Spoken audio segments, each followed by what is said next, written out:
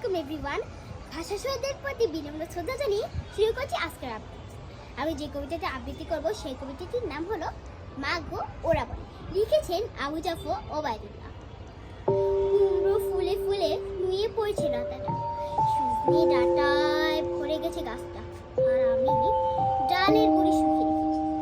খোকা ঠিক কবে আসবি, কবে যাবি?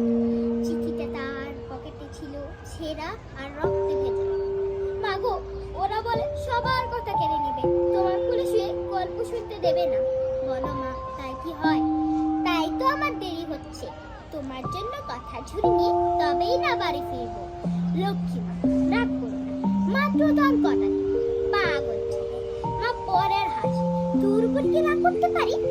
নারকেলের চিড়ি করতে উল্কি ধামে উল্কি ভাজে, এটা সেটা আরো কত কি। তার খোকা যে বাড়ি ফিরবে ক্লান্ত খোকা।